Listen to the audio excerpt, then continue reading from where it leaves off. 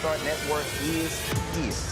Oh, no punches! I'm real revolutionary right now. Support this man, Black Media. He makes sure that our stories are told. Thank you for being the voice of Black America, Roland. Stay black. I love y'all. All momentum we have now, we have to keep this going. The video looks phenomenal. See, this difference between Black Star Network and Black-owned media and something like CNN. You can't be Black-owned media and be scared. It's time to be smart. Bring your eyeballs home.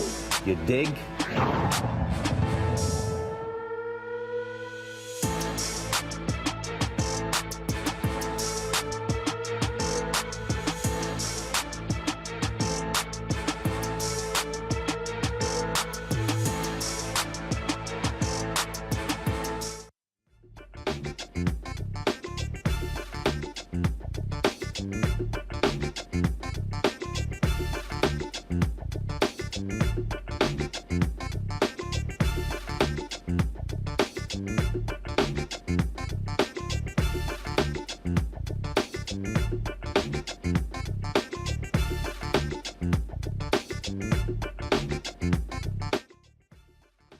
Coming up on Roland Martin Unfiltered on the Black Star Network. Mason, Tennessee, they got help from the NAACP in Tennessee. They have now settled the Tennessee Comptroller. We'll tell you the latest out of Tennessee. Karine Jean-Pierre, she replaces Jen Psaki, becoming the first Black woman to serve as White House press secretary. Also, folks, there's a settlement. First of all, we'll make sure we got the audio. You should be able to hear me. You're not able to hear me here? All right. How we get audio there? Are we there? All right, folks, let's go to the top of the show again. Today is Thursday, May 5th, 2022. Coming up on Roland Martin Unfiltered on the Black Star Network. Mason, Tennessee got help from the Tennessee NAACP. They've now settled their case with the state comptroller. Will tell you exactly what has happened there. Also, for the first time, an African-American is going to be the White House press secretary. Karine Jean-Pierre was named to that post today. We'll tell you about who she is and the history she is setting. Also, South Carolina Senator Lindsey Graham, well, he got all the smoke he was looking for today's Senate hearing when it came to the testimony of Amazon workers. Wait till we show you what Christian Smalls told South Carolina Senator. The wrongly convicted Indiana man will receive $7.5 million, the largest settlement awarded to a wrongfully imprisoned plaintiff in Indiana. And the conduct of a Maryland officer that has Prince George's County facing a $7.75 million lawsuit is not a convicted felon. North Carolina's primary is less than 2 weeks away. We'll talk with one of the candidates who is trying to replace Congressman G.K. Butterfield in Congress. And plus, continue our discussion with members of the Poor People's Campaign about their mass march in Washington on June 18th. Folks, it's time to bring the funk on Roland Martin Unfiltered on the Black Star Network. Let's go. He's got it. Whatever the miss, he's on it. Whatever it is, he's got the scoop, the fact, the find. And when it breaks, he's right on time and it's rolling. Best believe he's knowing. Putting it down from sports to news to politics. With entertainment just for kicks, he's rolling. It's on go, roll, roll, y'all. It's Roland Martin.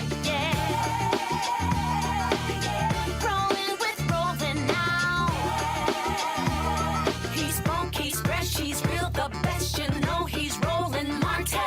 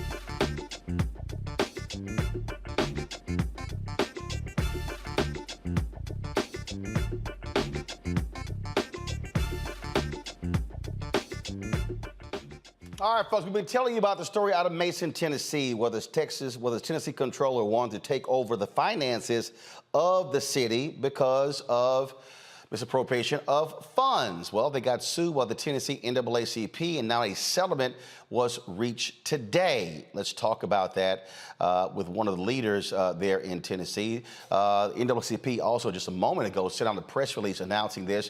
The president of the NAACP in the state, Van Turner, joins us right now, representing Mason in their lawsuit. Van, how you doing? Doing very well. Thank you. All right, so tell us about this settlement between the state and Mason, Tennessee. Well, the lawsuit accomplished what it was set out to accomplish. The town of Mason still preserves its charter. As you know, the Comptroller asked that the town relinquish its charter, and that's what started everything. So they preserved the charter. Point two, the monthly obligations that they have to pay back to their water sewer fund was cut in half. We're talking about going from a $10,000 payment down to a $5,000 payment. The weekly obligation in which they had to report has now been pushed out to a monthly obligation, which is a lot more feasible and reasonable for the part-time CFO for the town of Mason. The $100 expenditure cap has now been pushed out to $1,000 because there was very little that any town or city could do that was under $100. And mind you, they had to ask to spend over $100, and that was them asking,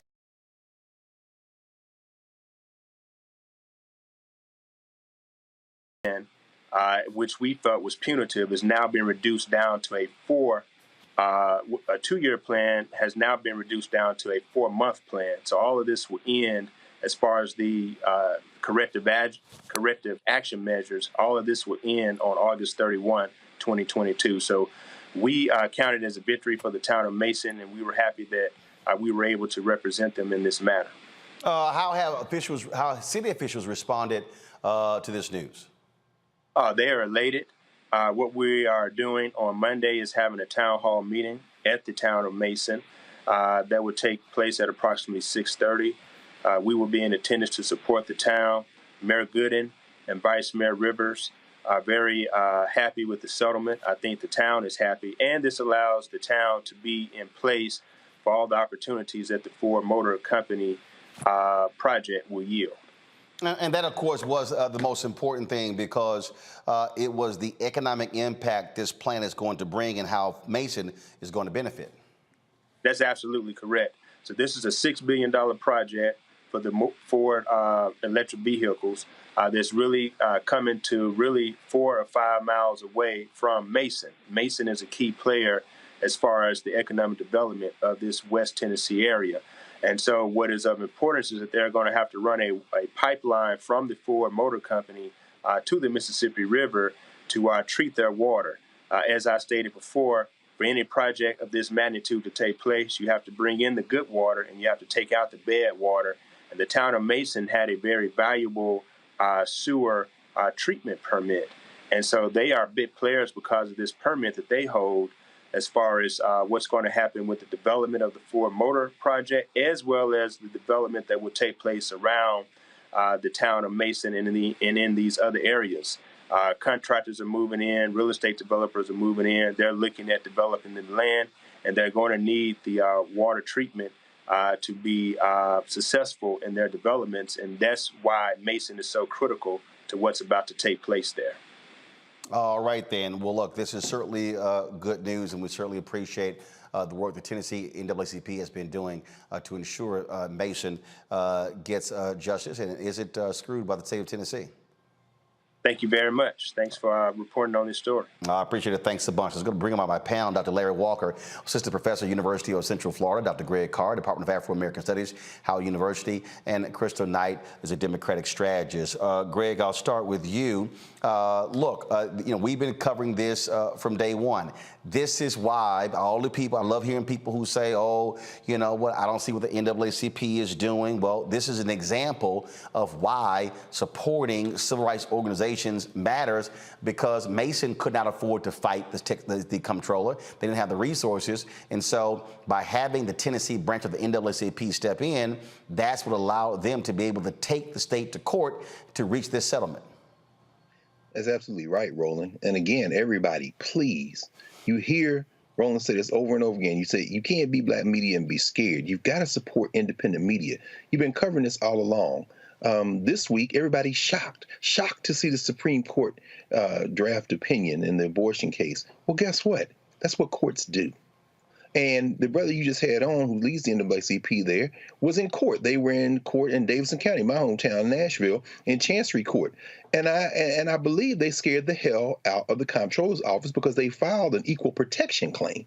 There are two white little schools, the towns, Jellicoe and Van Buren, who are 93 and 96% white, whose finances weren't in as bad shape as you've been covering now for a couple of months now, who were not taken over, who were given different deals. But, you know, the thing that I'm interested in now, and I think we all are interested in, will be to see how the town of Mason will benefit without being disadvantaged. I hope they're at the table. Because one of the things finally that we see when you see these kind of takeovers often is that these little towns are put at risk. So if they've got to pump that water out, we got environmental racism concerns. We've seen this happen with highway construction through these little towns when they're taken over by the counties. And I got to believe that part of the reason they were trying to get their hands on Mason was so that they could run some of this stuff through there, and it would disadvantage the town, but it would benefit the county. So I guess we'll see what happens next. And Crystal, I talk a lot on this show about having strong black institutions. And when we have strong black institutions, then we're able to fund lawsuits, to be able to pay lawyers. We talk about it with black-owned media as well. And having that expertise is crucial to be able to assist, whether it's a Mason, Tennessee, whether it's a majority black school board, whether it's individual complainants. And so I'm always trying to get people to understand why, when we as African Americans support our institutions with our dollars, when we are demanding our fair share of resources, when it comes to corporations, when it comes to government, the result is that we are then able to fight back when we have situations like this. Absolutely. And I think just for some greater context as well, it's important to, share that Van is not only a lawyer and he's the president of the Memphis chapter of the NAACP, but he's also an elected official. And so he understands politics at its core. And so that's just another nuanced thing that he's able to bring to the table when he's going to fight on behalf of this city. But the other thing that you mentioned is that, the institutional knowledge and having strong black institutions, it is important. And a lot of times we, complain about institutions, we complain about people being in charge or that these organizations aren't doing anything until we absolutely need them. And so this town is 45 minutes outside of Memphis, which is where I'm from. And I'm thankful for the leadership of Van, who also was very instrumental in the Take 'em Down 901 movement, which removed Confederate statues out of downtown in the city of Memphis, which was also co-led by Tammy Sawyer, another county commissioner and activist in the city of Memphis.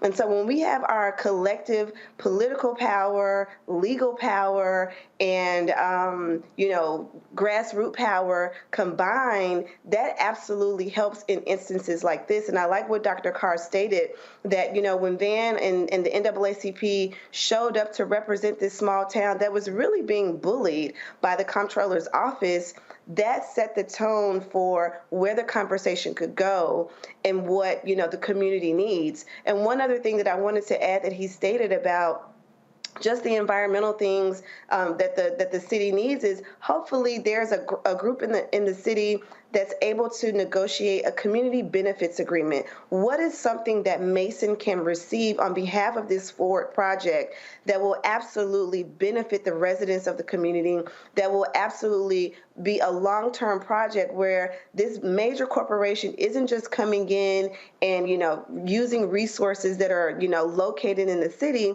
but what are things that they can partner with? Is there a local school? Is there a project? Is there a community center or a park or anything that's tangible that people can say, because this project has come to this city, our community has benefited from it, and we have a better X or Y because of that. And so that's another thing that without that kind of leadership, people don't know what to ask for. And so I'm really just thankful that this is at least heading in the right direction, and hopefully the outcome will be great. Larry. So congratulations to the folks at Mason. We covered this a few weeks ago and talked about this in great detail, Roland. So first, I want to give you a shout out because you talked about the importance, and Dr. Carr talked about this, the importance of Black media, because I don't remember really seeing this story anywhere else. And if you hadn't covered this story, the result that we've seen now may not have occurred. So this is, once again, the importance of your platform and speaking the truth when it comes to issues that impact the Black community. One of the things I was pleased to see in this agreement is that there was an end date, because that's one of the things that I worried about, that this would go on for years and years and they would be watching the town like with a microscope. But the fact that it has an end date, I think this is really great. Once again, congratulations to NAACP and all their work and efforts and all the grassroots folks. But once again, it shows the power of the Black community galvanizing around an issue. And listen, we have to take what happened at Mason and this, I guess you can say, certainly a win. And we have to continue to use this when it comes to other issues throughout the country in which states or even the federal government are trying to force Black folks, particularly Black communities, to do things they shouldn't have to do, particularly when it comes to relinquished power. But once again, I was pleased to see this outcome. But I want to also say, Roman, that we need to keep a close eye on this situation because we can, this kind of could be a bait and switch, right? So we see this agreement, we turn our heads, and the next thing we know, the state, once again, is coming after the folks at Mason. So I would say that we need to continue to watch this issue over the next several weeks, several months, and several years. So I often talk about Dr. King's book, Where Do We Go From Here, Chaos or Community? And one of the things that he said in that particular book, there were 4 institutions that were positioned to liberate Black people. He said the Negro Church, the Negro Press, Negro fraternities and sororities, and Negro professional organizations. That's what he said. And he said all of our institutions have never fully committed themselves to Black liberation. But what he said about about the Negro Press, Greg, he said specifically, he said, do not fall back towards the conservative, maintain a position of militancy. And there were a lot of people who were tweeting about Mason, Tennessee. There are people who were tweeting me saying, you should be talking about this here. And I'm like, you don't even watch the damn show. We are talking about it. We've had the vice mayor on the show multiple times. We had the NAACP state conference, the Memphis chapter on as well. And when people yesterday, when I was talking about the SWAC conference, people were like, man, why are you dogging the SWAC? I said, no, I'm not dogging the SWAC. What I want is, I want strong Black institutions. I want strong HBCUs. I want strong conferences. The SWAC, the presidents, the MEAC announced today where they reaffirmed their commitment, the 8 schools, to maintain the MEAC conference. But what's interesting to me is, Greg, we have way too many people who love to spend their time saying somebody needs to do something, and we are the somebodies. We are the ones who can actually do that. Look, I get it. I totally understand systemic racism. I totally get all of those things, but we also got to be honest that a lot of times we are getting in our own selves' way. We're getting in the way in terms of not supporting our institutions.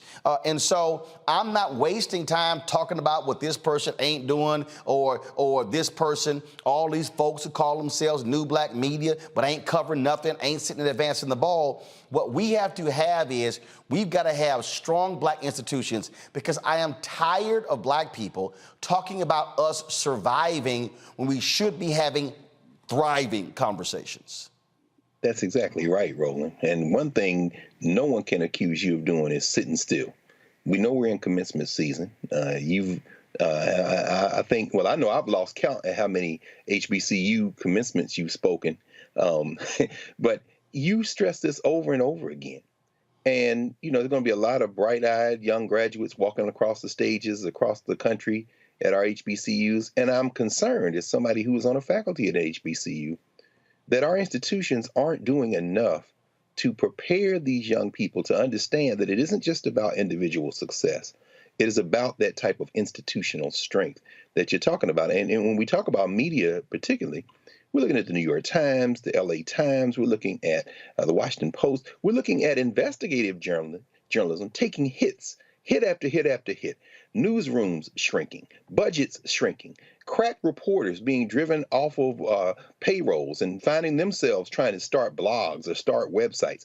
Meanwhile, what you've been doing, not as a one-man gang, but virtually a one-man gang for a very long time, but as you got that support from the community and now have begun to gain momentum in getting those advertising dollars and pushing forward, you're bringing on staff, and you talk about this over and over again, to do investigative journalism. I think what we just heard with this case with Mason is essential. And Crystal, you're absolutely right. While these long-established institutions like the NAACP and like the institutions that Dr. King talks about, and where do we go from here, are always going to be important, it really is going to take grassroots action, because we know if they conceded this, as you say, Doc, as you say, Dr. Walker, if they conceded this, they've already put into motion the plan to do what they were going to do anyway. It would have been easier to run a pipeline through the middle of Mason if the county was in control. But you better believe that Ford has already been in collusion with the state of Tennessee and everybody else to try to figure out how to get their agenda done. Now, who will stop that? Who will expose it? Who will give, in the words of Ida Wells, the light of truth? If not the black media, there will be no one. And so, Roland, when you talk about the importance of black media and the importance of supporting our strong institutions, it isn't about that great internship. It isn't just about getting that shiny award at being the reporter who gets to come in as an apprentice at one of these white institutions or linking up. No, it is about a black institution that isn't just black, but as you say, is not scared and has the requisite skills to stay after this story for, as you say, Larry, weeks, months, years necessary. And that takes resources, and it takes somebody who knows what they're doing to train people to do investigative journalism, because this story is far from over. It is far from over. And Crystal, this is not just about us covering the story, but again, it's also why when I listen to people, and I hear it all the time, this group ain't doing this, not doing that. I remember when I was in Chicago, and people were often complaining about the South Side branch of the NAACP, and they sucked. They did, and I said it on the air. I said to the leadership. But what I also told people was, go in and take it over. Literally, find out when the election is, find out how many, guess what? If the last election, if 75 folks vote, go recruit 100 people to give $30 to membership, and guess what? Don't even tell anybody, and walk in there and run your own slate and take it over. That's what Nakima Levy Pounds Armstrong did in Minneapolis when they took over that particular branch. What I'm saying is we have black institutions that are in need of black expertise. Right. And we've got to also be honest, because see, I love people who say, well, man, you always criticize. And look, we talked about yesterday what happened at Florida A&M. Florida A&M should be ashamed of themselves for running off that brother who was an athletic director. Here you had, and here you had a competent brother where they were running a deficit in the athletic department for a decade. They've had a balanced budget for the last 3 years. They ran him off. Why? Because he was sitting here making changes. They ain't never made that much money in the history of the athletic department. We've got to have competent, strong African Americans. And let me say this here. One of the reasons why many of our black professionals don't want to fool with black organizations, because they don't want to deal with bullshit. And so here you have Van, an attorney, head of the state conference of the NAACP. A brother just took over the Georgia branch of the NAACP. I see this all around the country. We've got to learn to put egos aside, and we've got to create strong black institutions, because Mason, they could not do this, and it was the NAACP that stepped in and able to help Mason, bringing their firepower, legal power to stand with him. And so for the people who say, well, I don't know why I should be supporting them, this is why. And if they do something you disagree with, feel free to say something. Right. No, I couldn't agree more with what you just stated. And one of the things that I loved, I always say this, I hear what you say, but I see what you do. And so a lot of people who complain about these longstanding institutions like the NAACP, like the Urban League, and like many of the others, they just complain, but they're not there putting in the work to actually make things better. We complain about, quote unquote, aging leadership or seasoned leadership, but the younger folks, these younger generations of people who have the time, the money, and the attention, they, sometimes we just don't spend the time dedicating our volunteer hours or the time that we could volunteer to make our communities better. And so when we go out and vote, that's great that everyone is exercising their right to vote, but what are you actively doing beyond the vote? What are you actively doing to make your community better? And being a part of a historic Black institution is an easy way. It's low-hanging fruit, as we say in politics, for you to get involved, makes real impact in a short amount of time or a long amount of time, depending on the project. But I couldn't agree with you more. HBCUs, Black institutions, these are the places where people should be pouring their dollars and their talent into. I can't, you raised that about people's talent. There are lawyers and doctors and, professional people, and these institutions need those types of resources, and they need it at a pro bono basis, because if we're going to fight these systemic things and these systemic challenges that are happening across the country, not only in Mason, but just nationally, we need people to go into these institutions and say, I am willing to help, move this agenda forward so that it will better the community that I live in, instead of trying to move out into suburbia areas and assimilate with folks who don't care about us and don't look like us. And so I just want to affirm what you stated, that we need to have more people volunteering, stepping up, being a part of these institutions. And that particular point right there, Larry, people have to understand that when you look at most of our Black organizations, these are volunteer organizations. There are 2,000 NAACP branches all across the country. These are not paid positions. They are volunteer positions. So when people are criticizing what folks are not doing, what they don't understand is these people are actually volunteering their time. Some of these people are volunteering 20, 30, 40 hours a week. It essentially is the equivalent of a full-time job. And so I just want people to understand that when we start saying, well, where are you, where are you, where are you? Larry, people have to actually grab a mirror and say, where are you? So, Roland, in our conversation, I'm thinking about one of the principles of Kwanzaa, collective work and responsibility, right? That's what we're talking about. And it's important, the point you're making about volunteer hours. I serve as chair of a HBCU Foundation board, and it's a lot of work. But you do the work because you love the institution. You want to see HBC, for me as HBCU alum, you want to see HBCUs thrive. And you talked about the NAACP and many of our other organizations. You're right. It's a lot of work. It's a lot of staying up in the evening. It's also about putting your hand in the soil and talking to folks in the community. Because we know, we also have issues in terms of the class issues sometimes in the Black community. We need all, especially now, we need all hands on deck about what's happening with Black folks. And we obviously talking about Mason. But once again, folks are always criticizing nonprofit organizations, particularly those, like you said, founded by Black folks. But there's a lot of work that goes on behind the scenes and not, getting on TV or not the press conferences, et cetera. And the other thing I want to mention, Roland, you talked about Black media, because I want to bring this full circle. From the crisis to what we're talking about on your platform, traditionally Black media has played a critical role in, once again, identifying key issues in the community that are happening, and we have to remember that. And so folks who are watching this need to make sure they support this show so we can talk about more issues relating to communities like Mason and various other Black communities to make sure we get the word out. And once again, the idea of collective work and responsibility so we can come together and make sure we fight on these issues. And again, we are looking, and here's the deal, y'all. And I know the national office, they've already sent the appeal out, but give directly to the Tennessee branch. Right. Give directly to the Tennessee branch. They're the ones who filed the lawsuit. They're the ones who led it. Give to them. And so, I'm going to see, I'm looking for their website right now. And again, folks, I want y'all to understand this, because this is also part of this thing. You know, just way too many of our folks, you know, we're expecting these folks to do all this work, and we expect them to do it for free.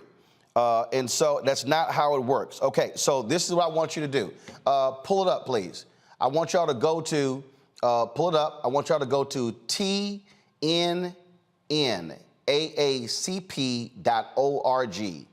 TNNAACP.org. You sit here and you see there are two banners.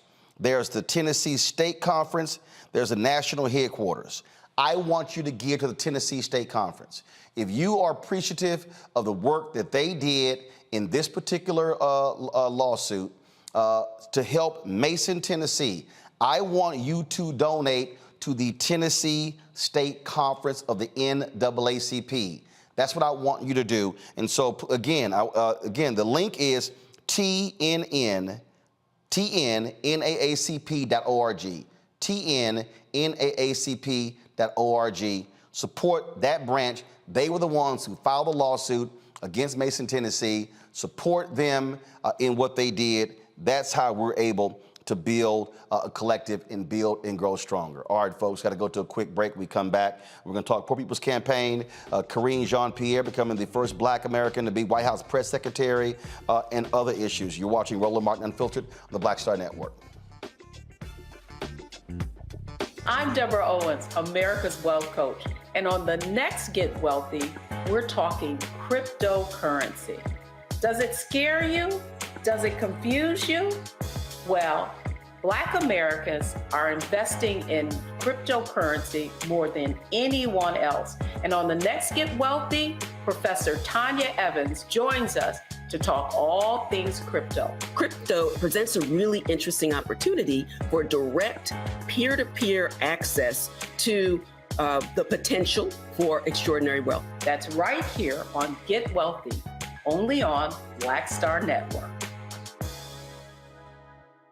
This week on The Black Table with me, Greg Carr, reparations. Is it finally time? Two of the country's foremost authorities on the subject will join me to try to answer that very question. A powerful installment of The Black Table with me, Greg Carr, right here, only on the Black Star Network.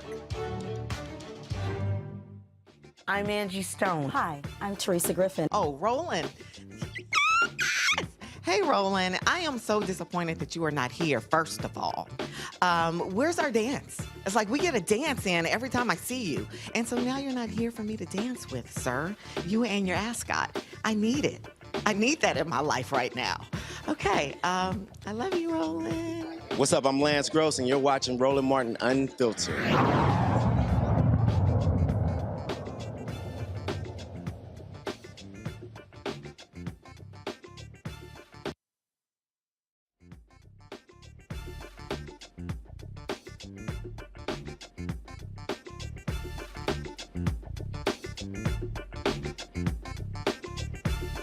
Today on Capitol Hill, there was a congressional hearing where they were talking about Amazon workers. And Christian Smalls, the brother who led the effort to unionize an Amazon location in New York. Remember, they were saying, they said, oh, please, we welcome him doing it. Well, they actually won. Well, there was an exchange on Capitol Hill between him and Senator Lindsey Graham. So here's some of what Senator Graham said. Then we're going to show you what his response was. So play this.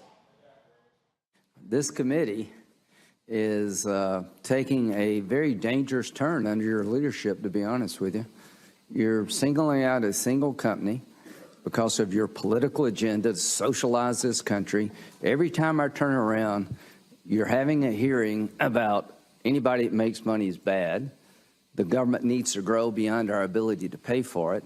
And we're going to have an election on your ideas here soon, and I can't wait. As to the process, there's a process in this country. If you feel like the law has been violated in your efforts to unionize the workforce, you can file a complaint. People will have a hearing. There's a process to debar companies who engage in illegal behavior. There is a process. This is a political process here.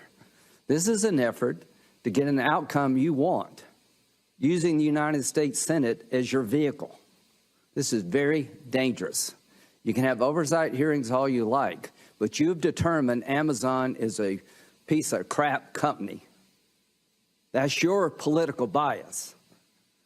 They're subject to the laws of the United States. They shouldn't be subject to this. If we get the committee back, we're not going to do this. We're going to talk about how to save Social Security, keep Medicare from becoming insolvent, how to change the structural problems of our debt.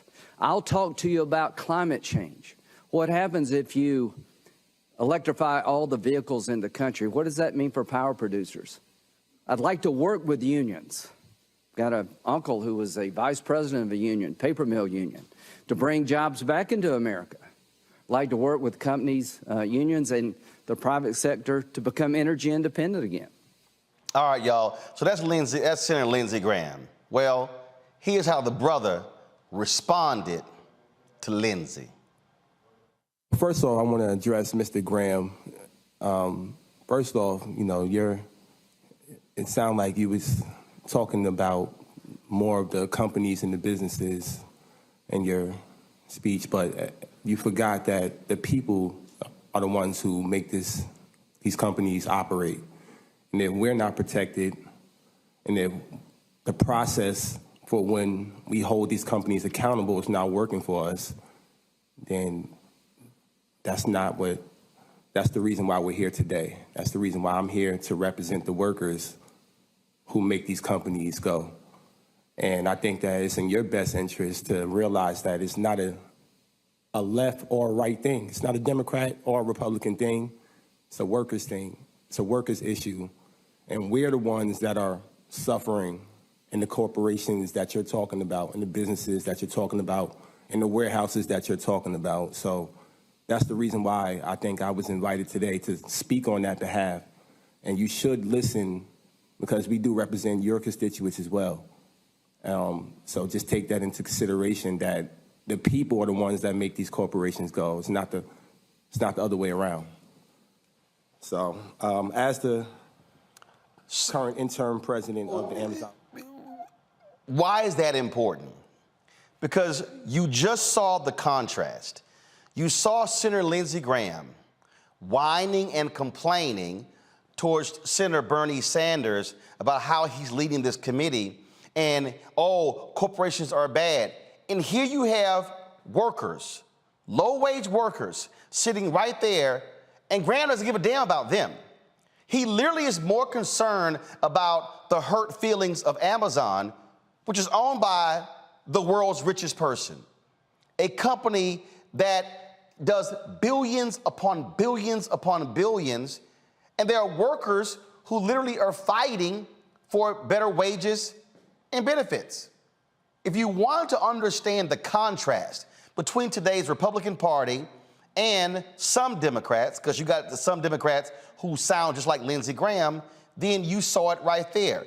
That's one of the reasons why the Poor People Campaign, why they have been so aggressive in mobilizing and organizing over the last several years, and that's why they're going to have the mass march taking place in Washington, D.C. on June 18th.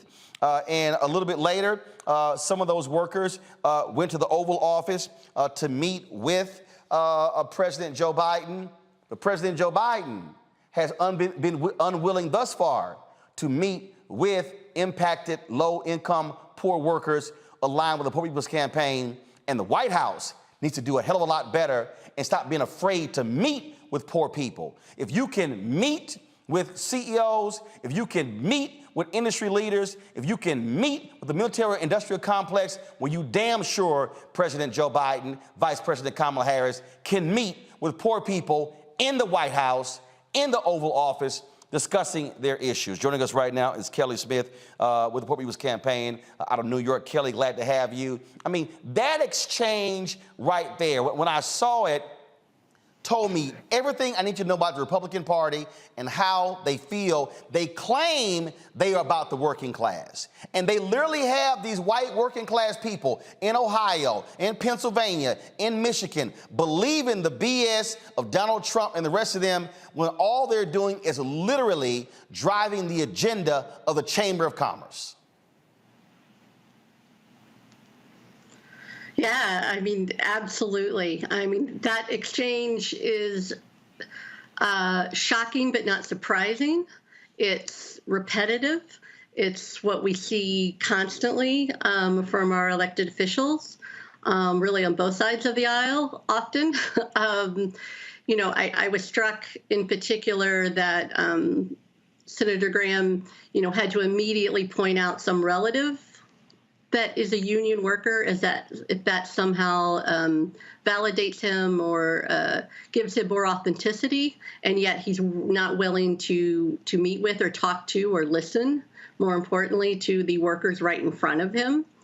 And yet this is what we see time and time and time again from officials. They don't want to be confronted with the folks who can actually present the solutions to the problems, the people who are being impacted. Since the company was started trying to prevent Amazon workers from unionizing, this is a huge victory. And I'm from Philadelphia, which is a big union town, and I recognize how important this victory is. But the White House has to listen to the voices of you know, those underserved, marginalized populations in our community.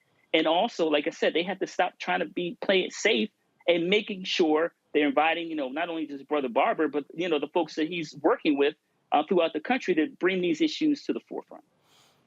And the reality is, Kelly, I mean, look, low-income workers, they're American citizens. They're voters. And if you're talking about who you're more likely going to turn out, you are more likely to turn out low-income, poor workers if you're Democrats than trying to reach conservative suburban white women who, I don't care how hard you try, they ain't voting for you. Absolutely. You know, the black vote is critical to this Democratic president and this midterm election that's coming up. And we remind our black voters over and over again, do your part, go to the polls, make sure that we keep folks, you know, that vote like us in power. But we're asking, what have you done for us lately? If you won't meet with us to hear our demands, to hear why we want you to continue to serve us, then why should we be motivated to go back into the polls? And so that's something over and over again that this president and this administration, quite frankly, continues to do, is to take our votes for granted. And so I think, you know, this highlighting this story about the Poor People's Campaign, highlighting folks like Chris Smalls, who I think deserves an award for everything that he has done to really reimagine what unionization looks like in this country. Those are the voices that we need to be uplifting, not the voices of our elected officials who have not passed anything, who have not made the economic conditions for working people in this country better. The economic conditions over the last 2 years have gotten worse because of the pandemic. People, you know, the rich have gotten richer, the poor have gotten poorer. And so there's no greater time than right now to have this conversation about the Poor People's Campaign. There's no greater time than right now to really bring these folks, bring these coalitions to the table to really listen and understand, because these are the same voters that this administration and that this party is going to depend on come November. And if we're unwilling to listen to the base of the people who vote for us, or the base of the people who vote for you, why should they turn out in return to help your party stay in office? And so I think that that's something that the Poor People's Campaign will be highlighting when they come to Washington in June. And hopefully the administration is thinking about that when they're telling folks no. Kelly, again, you would think they'll be reaching out to you. Mm-hmm. They'll be trying to reach you. Mm-hmm. Go ahead. Yes. Mm-hmm. I mean, you would. You would think. Oh, sorry. I'm sorry. Were you? No. Hold on. Go ahead, Kelly. Oh, sorry. Yeah, you would totally think that they would. You would think that they would want to hear from their constituents. You would think you would want to hear from and yet we know that this is strategic. We know that this is a strategic response. They've been told over and over again. So we know that this is an intentional, just like they're trying to stifle the voices of organizers and union workers and folks fighting for a union. They're trying to stifle the very powerful voice of poor and low wealth people all across this country, because they know that, they can see the shift is coming and the change is coming. And what they are maybe not fully aware of is that we are not going anywhere. We are getting stronger and we are uniting and we are fighting, and we are not going to sit in our anger and our frustration and allow things to continue as they are when the system is broken. The system is keeping people poor. It is keeping people marginalized. It is keeping people divided, and it is keeping them from voting. And we will be there in force in D.C. on June 18th. And this will be, just the beginning. This is not a day, it's a declaration. We will be saying that we are a force to be reckoned with, and you will listen to us, and we're not going anywhere. And the thing, Greg, for the people out there who are utterly confused, this is not a day of just having a march. No, this is literally an opportunity to speak to the issues, but serve really as the kickoff for the campaign from June going through November. Yes. And again, the importance of Black media in general and the importance of the Black Star Network and Roland Martin Unfiltered in particular. This has been a daily drumbeat of coverage that you've been providing in tandem with the Poor People's Campaign. And I was watching the question and answer the other night, and all the information we need is right here. W.B. Du Bois, when he was addressing the first SNCC, the student, the Southern Negro Youth Conference in South Carolina, back in the 30s, he gave a talk entitled "Behold the Land." And he said the future of Black folk is in the South.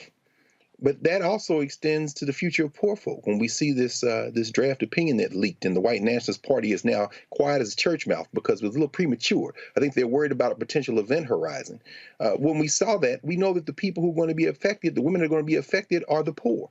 Are going to be Black and brown women, are going to be women without resources to be able to protect themselves and to even get basic health care.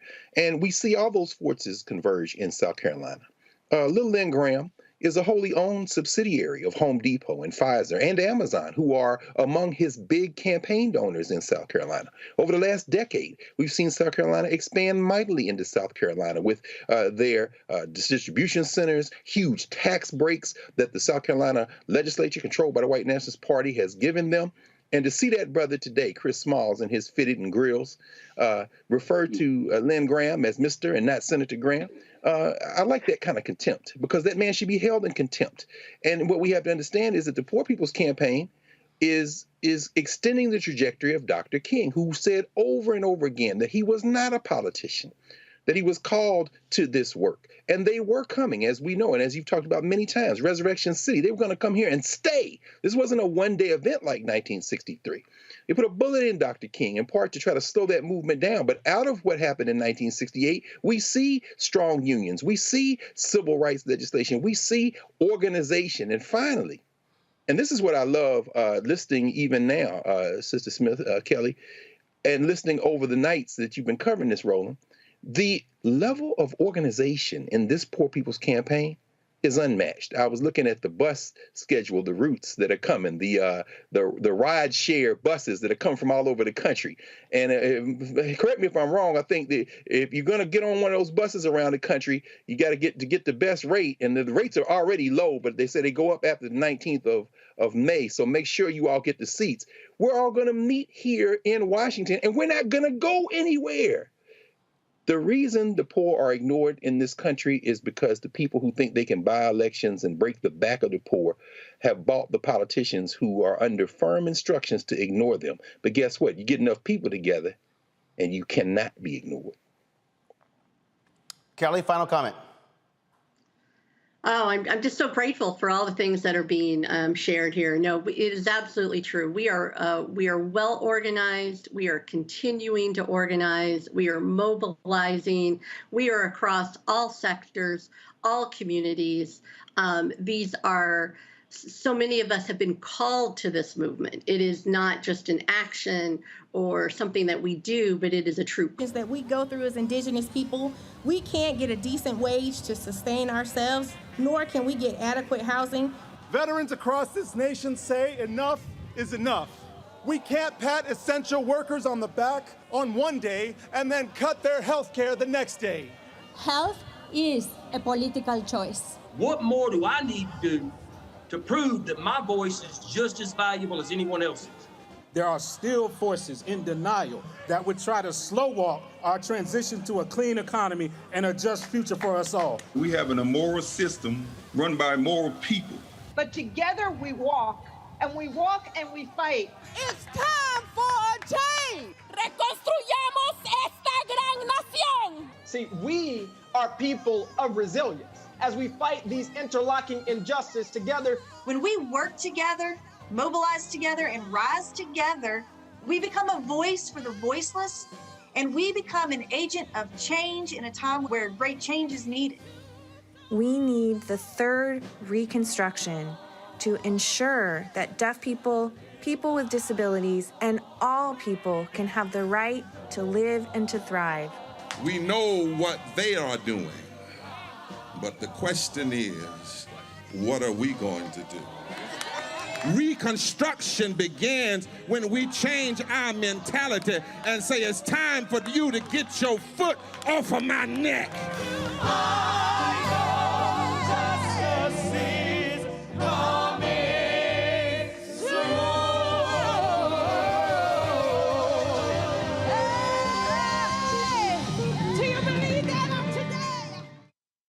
Hi, I'm Vivian Green. Hey everybody, this is your man Fred Hammond, and you're watching Roland Martin, my man, Unfiltered.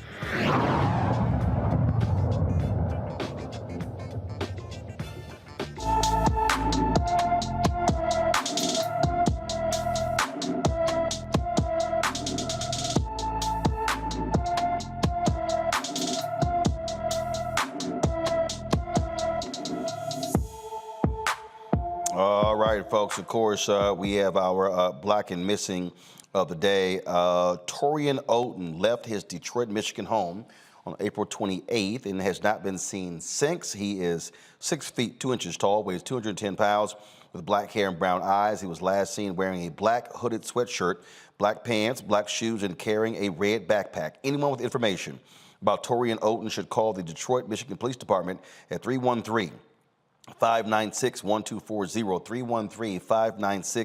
313-596-1240. Folks, history was made today when President Joe Biden named Karine Jean-Pierre as the next White House press secretary. She becomes the first Black American and the first out LGBTQ person to hold the position. She will take over after the current press secretary, Jen Psaki, leaves for a job at MSNBC. Her last day is next Friday on May 13th. Jean-Pierre has served as President Biden's principal deputy press secretary since his inauguration. She also worked on the campaign, has been very much involved in Democratic politics for quite some time. Want to go to our panel and talk about this because it is indeed history being made, and it's very interesting. And you already have these people who, first of all, you got stuck on stupid people who aren't even worthy of being named. And what they do is they run their mouths saying, this means nothing. This is symbolism. Well, first of all, somebody got to do the job. So somebody's going to do the job. And so to act as if we should not celebrate the reality of a Black American getting this job. Jean-Pierre, Karine Jean-Pierre, of course, is of Haitian descent as well. And so to have one of us standing at that podium speaking to the country is critically important. Let's go to our panel. Your thoughts?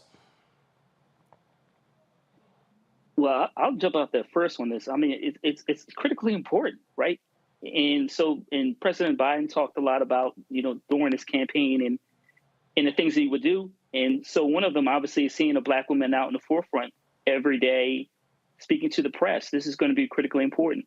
One of the things I think when we talk about, make sure we continue to support her throughout this process, is keep an eye out for those in the right, those right wingers that, without a doubt, are going to be criticizing her for whatever reasons over this throughout the president's term. We know that's coming.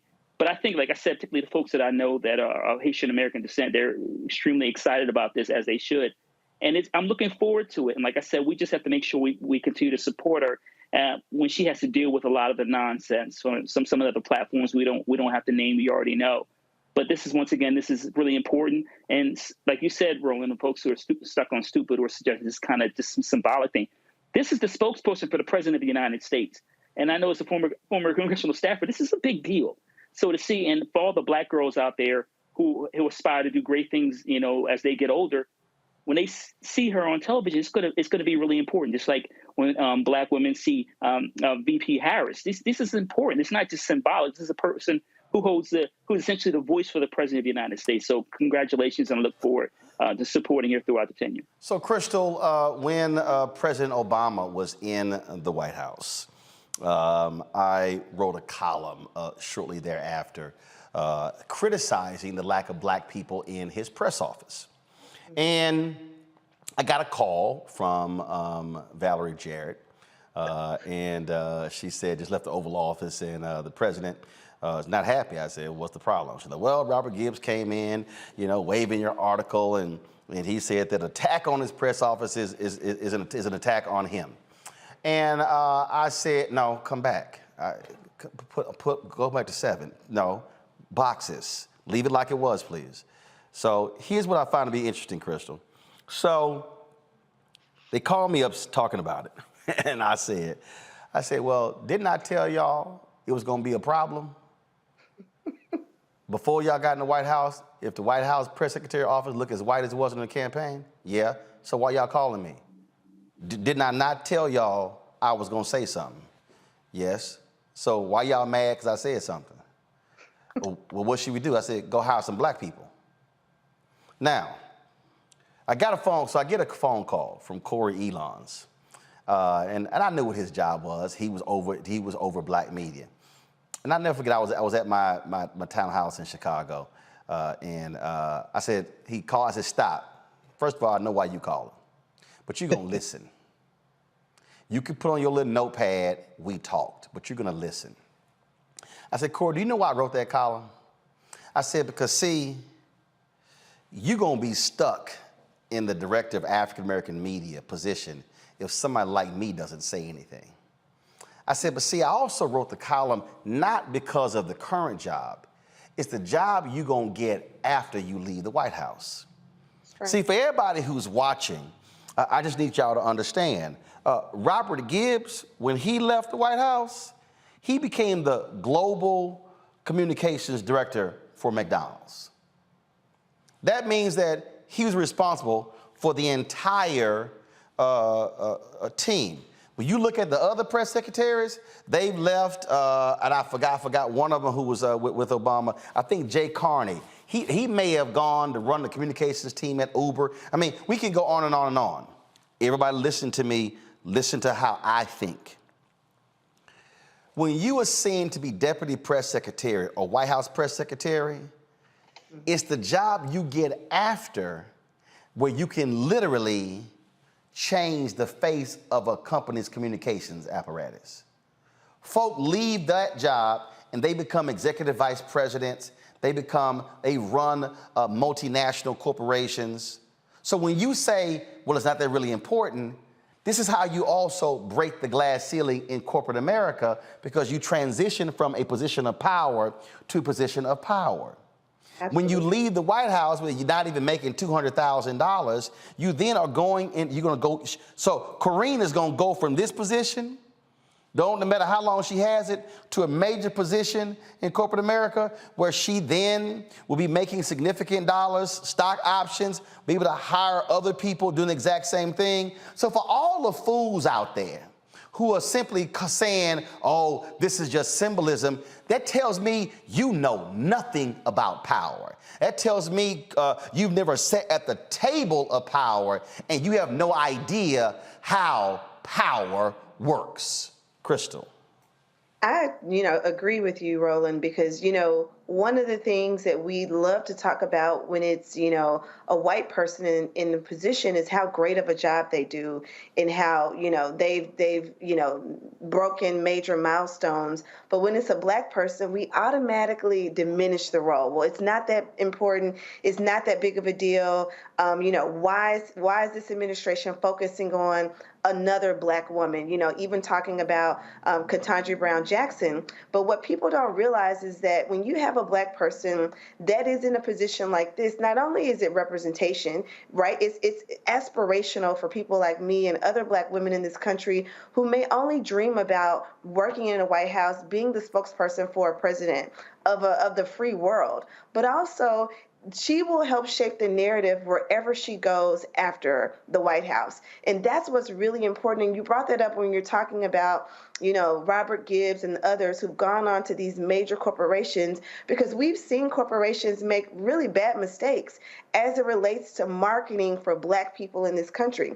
We've seen them have terrible campaigns, quite frankly, as it relates to black people and brown people in this country. And so I'm excited about her being in this position because you're right, it is about right now because it's important that we have a person of color, a black woman representing, being the voice of this administration in this moment in time. But wherever she goes next, she will literally be able to shape that narrative. And that is really, really important when we're thinking about, as consumers, how we spend our money, what we hear and see and feel in products, in companies. If we know that someone black is there shaping the narrative, making sure that other black creators and influencers and people who are in decision-making positions come in to spend their dollars, that means there will be other glass ceilings that can be broken because she has been in that position. And so I agree that people should not diminish the significance of this moment and what it means right now,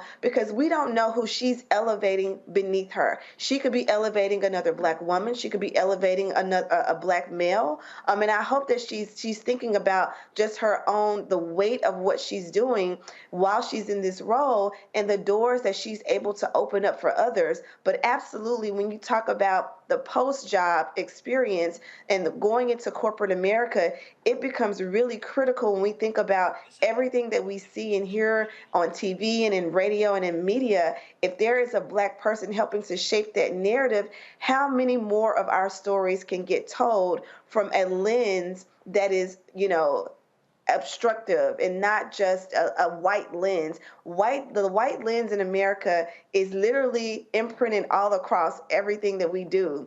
And so when we have the opportunity to have a black person in charge, making those decisions, those final decisions, then that becomes really critical and important to the country. See, Greg, the thing that also jumps out, and I said Robert Gibbs left. Y'all, go to my next screen, please. Jay Carney, leader of global communications for Amazon. So what it's amazing. What I'm trying to get folk to understand, Greg, is we can't be so simple and think in terms of, well, that thing doesn't matter, when in fact it does matter when you talk about who is going to be at that podium every single day. What I also hope, and trust me, is not like she does not hear from me. She does. She gets text messages from me. I would also hope that Karine, being in the job, is going to actually bring the work of the Department of Justice Civil Rights Division to the podium, be able to speak to some other issues out there. Because also, she's now in the room. She's now communicating directly with the president before she goes out. And we always talk about having a seat at the table. Oftentimes, we're on the outside. This is also what happens when you're actually at the table. She is the last voice. His voice will be the last one, because when she communicates, she's literally speaking for the President of the United States. That's absolutely right. She is speaking for the President of the United States of America. And we have to remember to the world. And that is exactly right. But this is the thing we have to remember. One of the most difficult things I think we faced in the last 50 years or so has been an increasing confusion over the nature of representation and collective progress for our people. We all know that the President of the United States and presidential administrations obsess over disciplined messaging. And Sister Jean-Pierre, congratulations. I think she's the second Black woman to stand behind that podium. If I'm not mistaken, the first one was Judy Smith in George H.W. Bush's administration in 1991. Judy Smith didn't speak for Judy Smith, and Karine Jean-Pierre does not speak for Karine Jean-Pierre. They speak for an administration, so it can matter. It should matter. But will it matter? That is an open question. And of course, your relationship with her goes back far, and you know this better than any of us, who she calls on in the room, who she allows to have information, even as the White House press pool lobbies and jockeys. We need to see, if it's going to matter, Black folk who are not just Black, but who are messaging, who are asking questions, who are getting information to our people, advanced. And she certainly wasn't alone in the White House. This time last year, the New York Times was reporting, for example, that she was being prepared as a possible replacement. Well, is it a replacement when MSNBC is basically the revolving door for Democratic administrations? Because Jen Psaki's headed over there and Karine Jean-Pierre came from there here. But Simone Sanders was there. They were saying, well, maybe Simone Sanders. Ned Price at the State Department was potentially mentioned. But Karine Jean-Pierre has outlasted them all. That is indeed an achievement. But here's where I think we have to always remember. The Biden administration must be pushed. And if Karine Jean-Pierre gets up in the morning and says, boy, I wish I could say this, she's going to be limited by what that administration sends her out there to say. And that administration will only be pushed if we push it. So a lot of her potential success is going to be directly connected to what we do outside of elected people and politicians to press this administration to do some things on our behalf that they, up until now, have proven either unwilling or incapable to do. And that includes messaging, by the way, Roland, which you keep telling them over and over again. Oh, absolutely. And again, I mean, you got the usual fools out there. Oh, she ain't one of us. She's Haitian American. First of all, y'all fools don't even realize that when Obama was in there was a guy named Patrick Gaspard, who was the political director, Haitian American. See, he was sitting here advocating for issues, and your dumb ass didn't even realize it. See, that's why I keep trying to tell people, y'all got to watch some stupid people who some of y'all follow, because they know nothing about politics, and all they do is just bump their gums and literally are leading y'all astray because they know nothing. And so we absolutely celebrate Karine getting the top job of the White House press secretary. Look forward to her doing some great things in that position. But remember, y'all, it's not always the job you have today. It's the one you're going to have next week. So you got to be thinking broader and playing chess. Some of y'all can't even play. Hell, y'all can't even play marbles. When we come back, we'll talk to a sister who's running for Congress to represent North Carolina. That's next on Roland Martin Unfiltered right here on the Black Star Network. So do me a favor and think for 1 second about your mother. What comes to mind? Probably too many things to comprehend right now. Our moms, whether they're with us or not, are still probably the most impactful person in our lives. On the next A Balanced Life with Dr. Jackie, a tribute to our mothers. You won't want to miss it here on Black Star Network.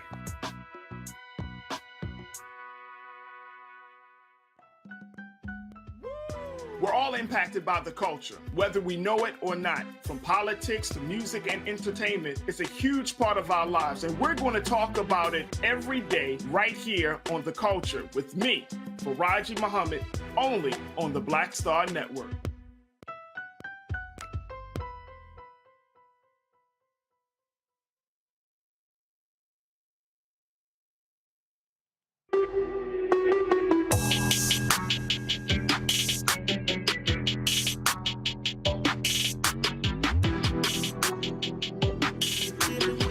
fam. Patrol Grooming is a men's grooming company that delivers on this promise every day to men everywhere. Everything we do, every product we make is designed to help you to present your best self. It's a promise they've kept since 1991 when they first introduced the Bump Patrol brand, the #1 men's product for smooth, bump-free, shaven, silky skin. Millions of customers count on their exceptional skincare products, which can be found at more than 30,000 retail stores in more than 50 countries around the world. Now you can have exceptional beard and skincare products are as unique as you are. Fellas, as we prepare to head back out into the world of COVID restrictions being lifted, it's time to get our groove back on, so you can visit patrolgrooming.com to order a Patrol Grooming box. Use the discount code #Roland30, ROLAND30, for a 30% discount at checkout. We certainly support Patrol Grooming being a sponsor of Roland Martin Unfiltered and the Black Star Network. This week on the Black Table. God, you did that wrong. Reparations. Is it finally time?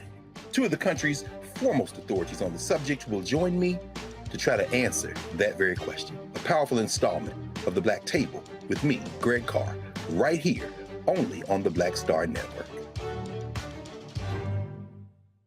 Hi, I'm Gavin Houston. Hey, what's up, y'all? It's your boy Jacob Lattimore, and you're now watching Roland Martin right now.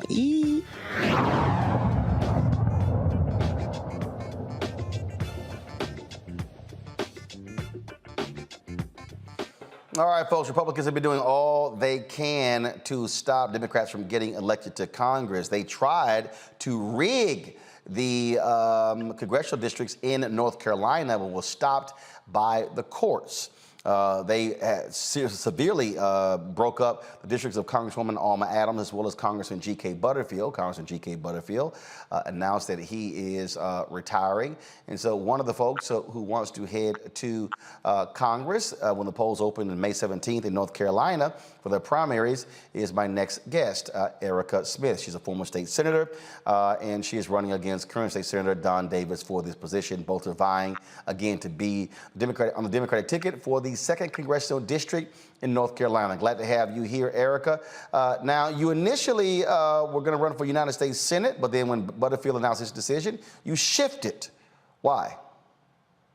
I shifted because it's so important that we understand that North Carolina is one of the states that's ground zero.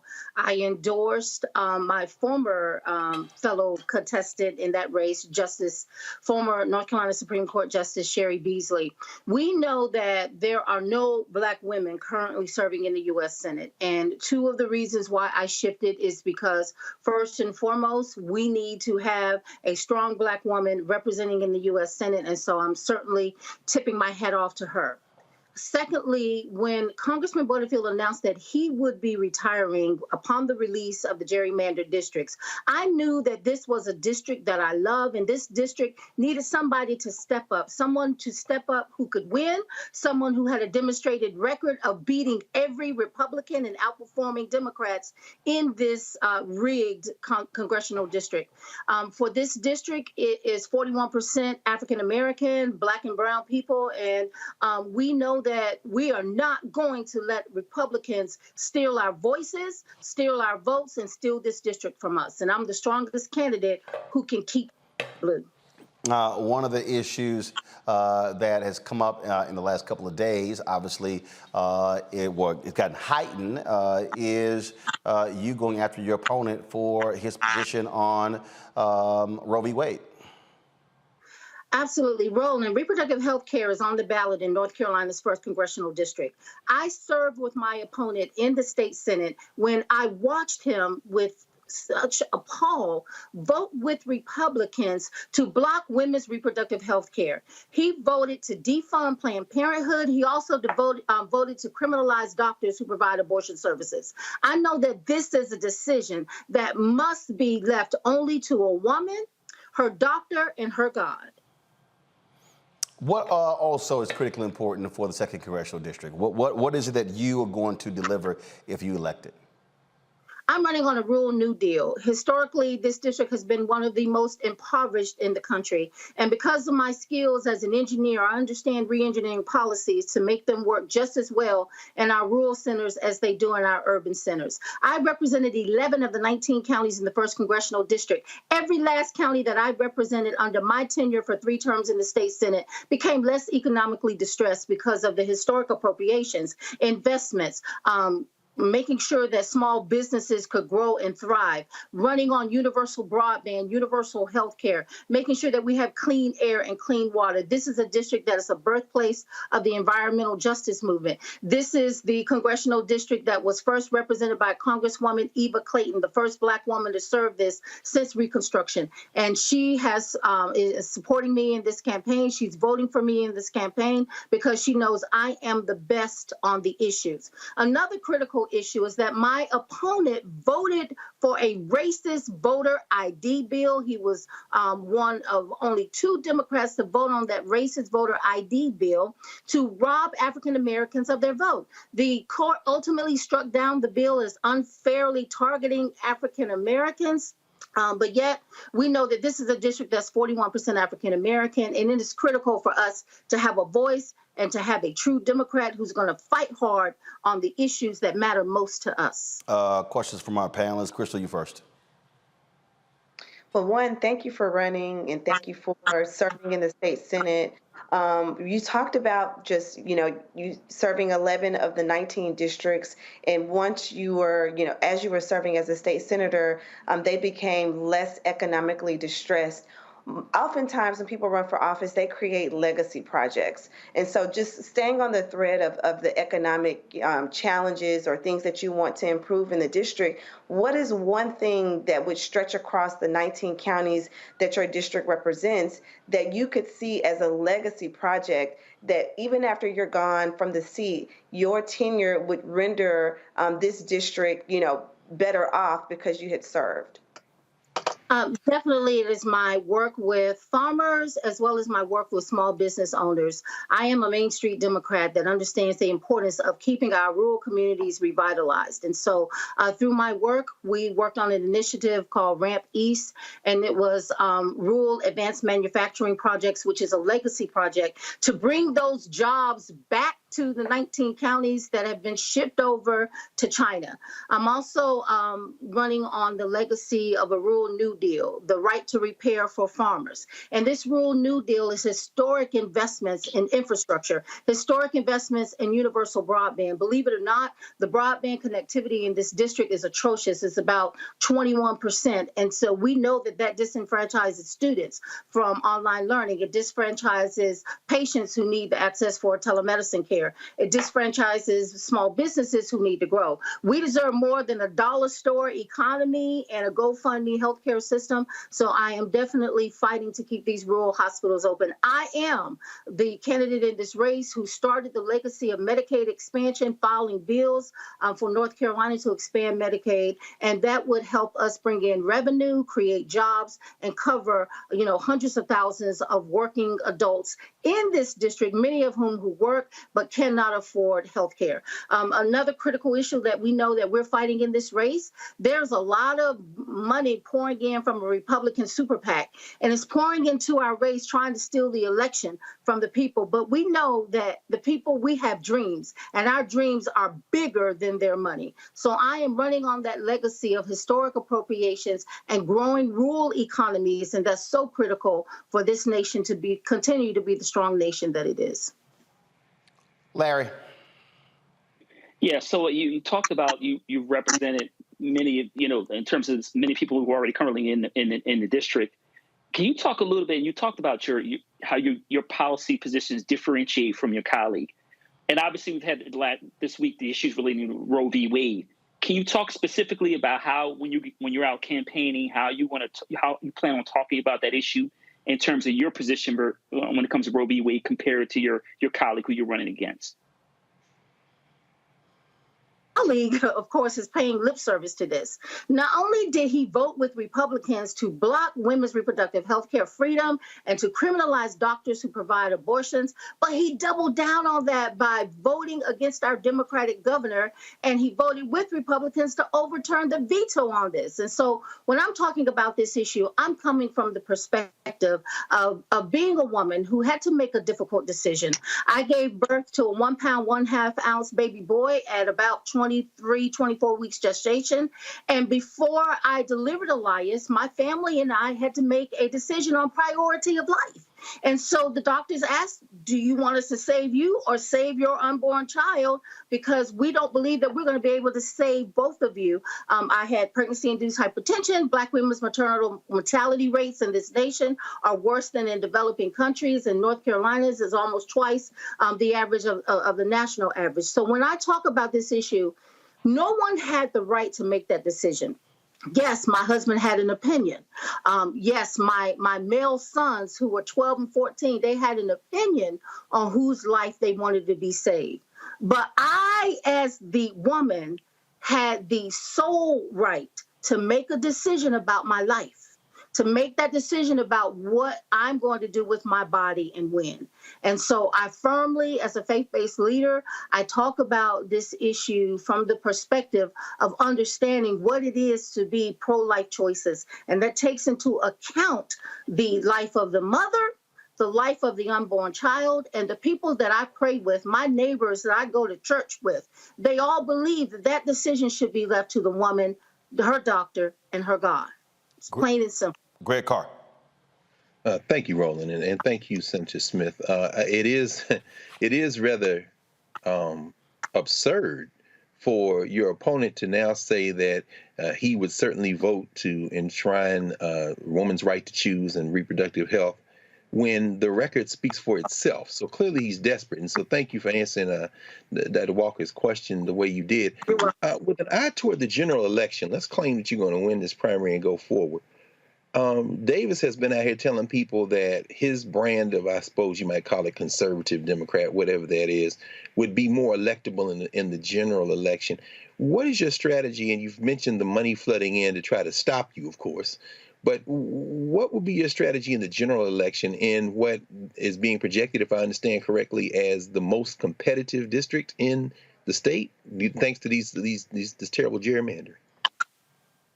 Thanks to this terrible gerrymander, but I was under a similar gerrymander in 2018, and Republicans threw everything they could at me. I am the only Democrat in this race who has defeated every Republican on the ballot, and that is because I have spent 20 years building a broad working class coalition with my strong relationship with farmers, my strong relationship with people of color in this district, with indigenous people. So that's what I know will get me through the general election, as it has done every time. When you run on the economic populism, understanding what we can be done for rural investments to make this an area that our children don't have to just, be able to grow up in, but they go off to college, they get a degree, and they can't even come back because there are no jobs. And so it has been that strong record of delivering historic appropriations, more appropriations than any other Democratic senator for their district. And with this rural district, this was the only rural district that Governor Roy Cooper won in 2016 when he was elected. And that is because this is a district that has been well organized, and we have brought communities together on economic development, on delivering jobs, on health care, keeping our rural hospitals open, expanding Medicaid, because there is a lot of support on all sides for expanding Medicaid in this rural district to save our rural hospitals and create jobs. So that is the path for victory to us. I've never lost a general election, and I don't plan to start now. I am the only Democrat, and that's what internal polls are showing, that has the best chance of winning in November.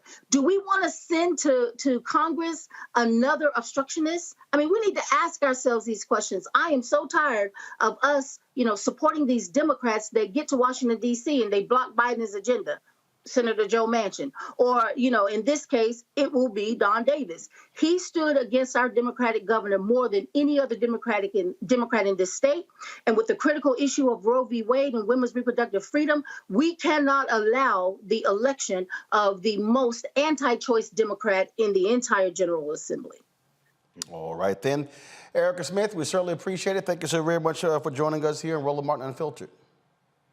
Thank you for having me. All right, thank you so very much. All right, folks, our final item here, as I was coming into the office today, a lot of folks have been commenting on social media, various reports that YouTube star, social media influencer, Kevin Samuels had passed away. We've made phone calls to the Fulton, he lives in Atlanta now. We made phone calls to the Fulton County Medical Examiner's Office.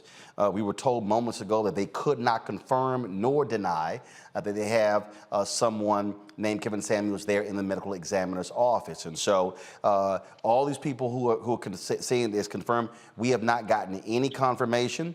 Nothing from him or his family or the folks who he works with. And so just want to let you folks know, this is why, folks, look, Twitter is excellent at killing people off. Okay, we saw before people that they say somebody has passed away, somebody is cheating on somebody, somebody has gotten fired. Folks, we don't run with that nonsense. We don't run with any of that. And so our job is to correct that. I remember when Tina Marie, when people were commenting left and right, no one had actually confirmed whether or not she had passed away. And I remember Kim Whitley had posted something. I called Kim Whitley and we were talking about it. And she said, we called her publicist. Her publicist said, hey, Roland, I talked to Tina yesterday. And I immediately was like, well, that was yesterday. And so she gave me the number to Tina Marie's manager. And mind you, I wasn't even working the story. I was just following social media. I called Tina Marie's manager. He said, Roland, hold on 1 second. Came back to the phone. And he said, it's true. She's gone. But that's what reporters do. And this is why y'all heard us discuss at the top of the show. This is what journalists do. And that is, we don't run to say somebody is dead, somebody has gotten fired. No, we actually verify first. And so there's a process, a procedure that we go through where we make phone calls, finding out people know. First thing I did was check. Kevin and I had DM'd back in December of 2020. I was checking to see if I had a number for him. I did not. That's what we do. We verify things. We double check things. This is why I keep telling y'all, stop listening to these fake ass so-called people calling themselves black media. They're not journalists. They're not credible. And so what we have to have are more people, more media outlets that target African Americans, that actually bring you verifiable information that has been vetted. We don't do rumors. We don't do those things because that simply is shameful to the individual and to the family as well. Now, I saw somebody sitting here saying, I don't care about this person. Well, that's your opinion. The reality is, okay, he's got 1.42 million YouTube followers, more than 1.1 million on Instagram, thousands who actually watch and listen to him. And so the fact of the matter is still a person who is a newsmaker, whether you like it or not. But again, I just want people, trust real journalists. Everybody with a YouTube channel and a camera and a phone ain't a journalist. So don't sit here and just believe whatever they say unless they check stuff. And so that's what we're doing. And so hopefully, whether it's true or not, we'll have information for you later tonight. Just watch our social media or on tomorrow's show. That is it. Let me thank Larry. Let me thank Crystal. Let me thank Greg. Reese's child was under the weather, so that's why she wasn't with us today. And so we appreciate all three of you being with us. Folks, I got to get out of here. Our good friend Zane, she has a new movie coming out. She invited me to the screening. It started at 7. I'm going to obviously miss it, but I told her I would still come by and say hey. And so we'll tell you more about that as well. Don't forget to support us in what we do. Let me double check YouTube. Why y'all got me sitting here having to tell y'all this here? It don't make no sense. More than 2,000 y'all been watching, and we haven't even hit 1,000 likes. So y'all at 836. So y'all got about 1 minute to knock out the additional 164 likes so we can hit 1,000 likes. Please download the Black Star Network app.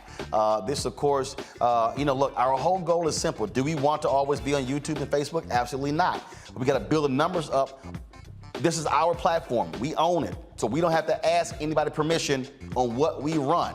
So Facebook and YouTube got all of their algorithms and things that they that they take down. Well, when you own your own platform, you don't have to go through that. And so we want you to download the Black Star Network app. You can download it multiple times if you want. Apple phone, Android phone, Apple TV, Android TV, Roku, Amazon Fire TV, Xbox One, and Samsung Smart TV. And if you want to support us with your dollars make it possible for us to travel. In fact, I'll be traveling to Miami tomorrow, invited for the F1 Grand Prix in Miami. Willie T. Ribbs, the first African-American to race in the Indianapolis 500, invited me to the race, and so we'll be there this weekend. F1, so hopefully we'll bring back an interview with Lewis Hamilton, the top driver in F1, African-American. First of all, he's not African-American, he's from UK, but he's black, the top driver of all time in F1, and so hopefully that happens. And so P.O. Box, check your money orders, and y'all did, let me tell you something, I spent today sitting here signing, endorsing, and depositing, taking a picture with about 100 checks I ain't even done yet. And I told y'all I'll do it, but I gotta actually sign each one. So P.O. Box 57196, Washington, D.C., 200370196. Cash App is $RM Unfiltered. PayPal is R Martin Unfiltered. Venmo is RM Unfiltered. Zelle is Roland@RolandSMartin.com. Roland@RolandMartinUnfiltered.com. And yeah, I am rocking the black and gold today. I'm wearing my 25-year Alpha pen, but this year I've been a member for 33 years. And so Larry and Greg, we always gotta let them know. So y'all can holler the bros, Hood Omegas. Y'all know the real brothers. That's right. It's 06. I'll holler at y'all later. Holla! Come on.